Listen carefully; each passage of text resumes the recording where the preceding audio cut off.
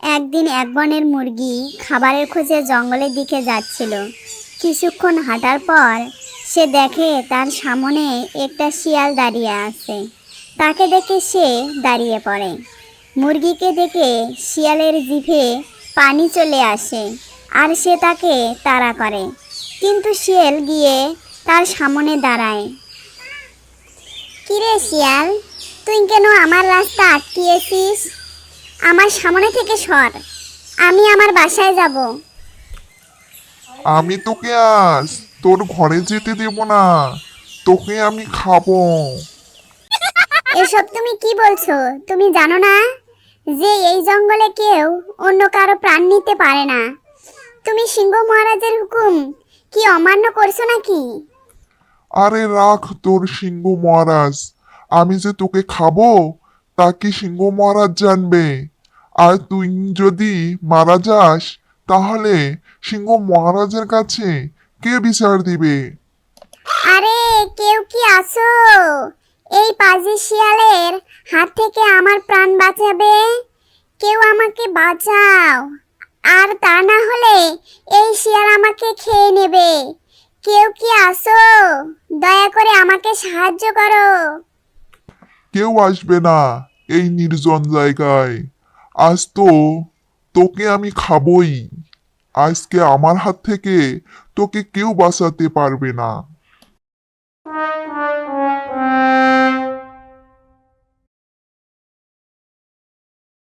ওরে বাবা, এটা আবার কি? এ তো দেখছি ভাল্লুক। আজ তুই ভালুকের জন্য বেঁচে গেলি, আরেকদিন তোকে ধরবো, সেদিন তোকে কেউ বাঁচাতে পারবে না।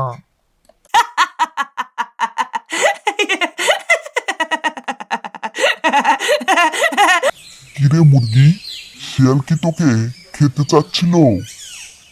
হ্যাঁ, ওই পাজি শিয়ালটা আমাকে খেতে চাচ্ছিল। তুমি যদি সময় মতো না আসতে তাহলে সে আজ কি যে হতো কে জানে। তুমি না থাকলে শিয়ালটা আমাকে খেয়েই নিত। আরে তুই সাবধানে চলাফেরা করবি না? আমি তো সবসময় সাবধানেই চলাফেরা করি, কিন্তু সে বলেছে আমাকে যদি কখনো একা পায় তাহলে সে আমাকে খেয়ে নেবে। এখন আমি যে কি করব? আরে তুই কোনো চিন্তা করিস না, তুই গিয়ে শিয়ালের নামে সিংহ মহারাজের কাছে নালিশ জানা। সে নিশ্চয় কোনো না কোনো একটা ব্যবস্থা করবেই।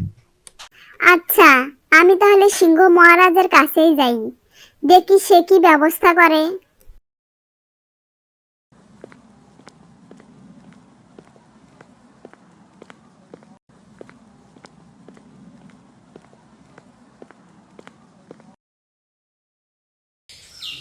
কি মুরগি, এখানে কি মনে করে এলি?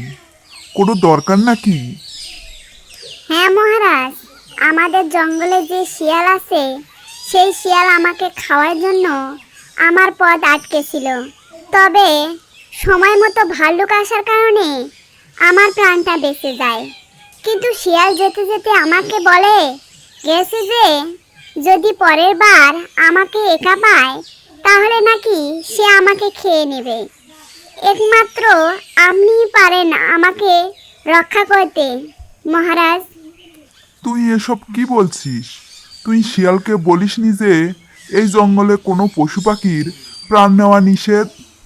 হ্যাঁ মহারাজ, আমি বলেছিলাম, কিন্তু সে আমার কোনো কথাই শুনেনি। কি? ওর এত বড় সাহস যে সে আমার হুকুম মানে না? তুই চিন্তে করিস নে, আমি দেখছি যে শিয়ালের কি ব্যবস্থা করা যায়। এই পাখি, তোর সাথে কথা আছে, এদিকে শুনে যা। কি হয়েছে মহারাজ? জঙ্গলের ভিতরে যা, আর গিয়ে দেখ শিয়াল কোথায় আছে। শিয়ালকে গিয়ে এই খবর জানা দিবি যে আমি তাকে তলব করেছি। ঠিক আছে মহারাজ, আমি এক্ষুনি যাচ্ছি।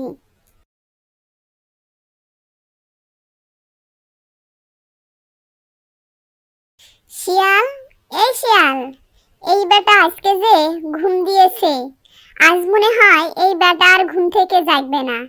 এই শিয়াল ওঠ, তাড়াতাড়ি তাড়াতাড়ি ওঠ, সিংহ মহারাজ তোকে যেতে বলেছে, তাড়াতাড়ি ওঠ। আরে এ তো দেখি ওঠে না, শুয়েই আছে। অলস শিয়াল, উঠবি না? দাঁড়া, তোকে মজা দেখাচ্ছি। এই শিয়াল, ওঠ তাড়াতাড়ি। কি হয়েছে? তোমার সমস্যা কি? এত ডাকছো কেন? তোমাকে সিংহ মহারাজ দেখা করতে বলেছেন এক্ষুনি। কেন? সিংহ মহারাজ আমাকে কেন তার ওখানে যেতে বলেছেন? সেটা কি আর আমি জানি? তুমি নিজে গিয়ে দেখো তোমাকে কেন ডেকেছে। আমার কাজ আছে, আমি গেলাম। তুই এক্ষুনি যা মহারাজের ওখানে।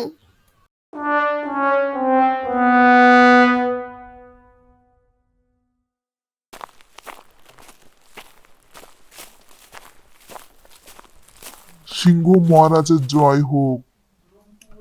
মহারাজ, আপনি কি আমায় তলব করেছেন? শিয়াল, তুই নাকি আজ মুরগিকে মেরে খেতে চেয়েছিলি? এসব আমি কি শুনছি? তুই আমার হুকুম অমান্য কেন করেছিস? আরে মহারাজ, আপনি এই মুরগির কথা বিশ্বাস করেন? আমার এত সাহস কোথায় যে আমি আপনার হুকুম অমান্য করি? এখনো পর্যন্ত আমার এত সাহস হয়নি যে আমি আপনার বিরুদ্ধে গিয়ে কোনো কাজ করব। কিন্তু মুরগি যে এসে বলল তুই নাকি ওই মুরগিকে খেতে চেয়েছিলি, তুই আমার কথা অমান্য কেন করেছিস? আরে এসব তার ভুল ধারণা।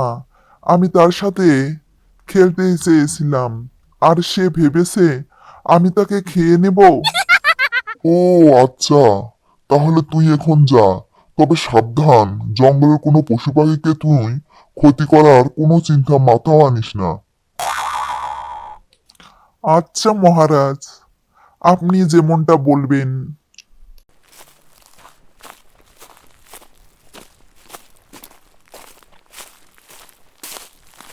কিরে শিয়াল, কোথায় যাচ্ছিস?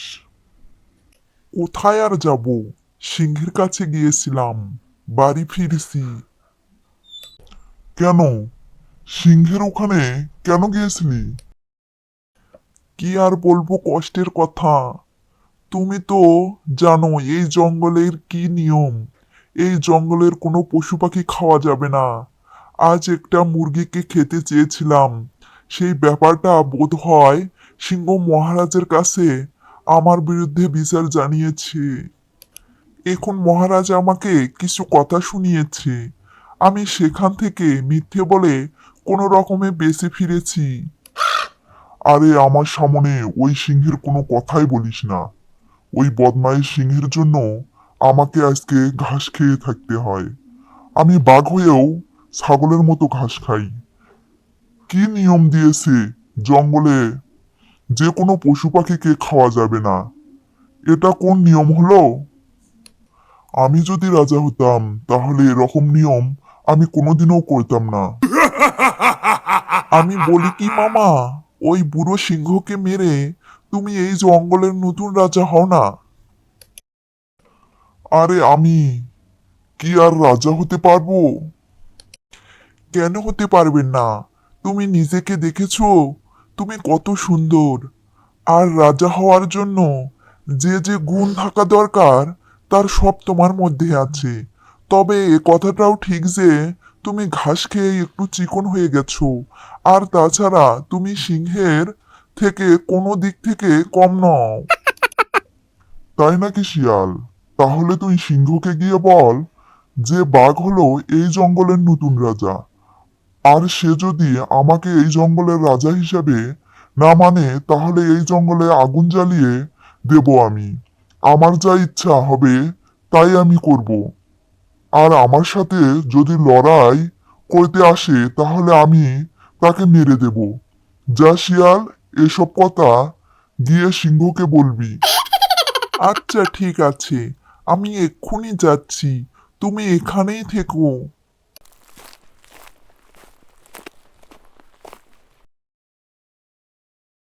মহারাজ, ওই সিংহ মহারাজ, উঠুন। আপনার এখন ঘুমানোর সময় নয়, এখন আপনার লড়াই করার সময়। তাড়াতাড়ি উঠুন। এই যে মহারাজ, উঠুন না তাড়াতাড়ি। কিরে শিয়াল, তুই আবার এখানে ফিরে এলি কেন? কোনো দরকার নাকি? থাকলে তাড়াতাড়ি বল। হ্যাঁ মহারাজ, আপনাকেই তো এখন দরকার। আপনি এই খবর শুনেছেন যে বাঘ এই জঙ্গলের রাজা হয়ে গেছে? কি বলছিস এসব? আমি হলাম এই জঙ্গলের রাজা। আমি থাকতে বাঘ কিভাবে আবার রাজা হলো? আরে বাঘ, বাঘ আপনার কোনো কথাই মানবে না। সে এখন এই জঙ্গলের রাজা। আপনি যদি তাকে বাধা দেন তাহলে সে আপনাকে মেরে ফেলবে। কি? আমাকে সে রাজা হিসেবে মানে না? ওর এত বড় সাহস যে ও আমার কথা মানবে না আর আমাকে মারতেও চায়? আজ ওই বেটার খবর আছে। আমি এক্ষুনি যাচ্ছি, দেখি সে আমার কি করে।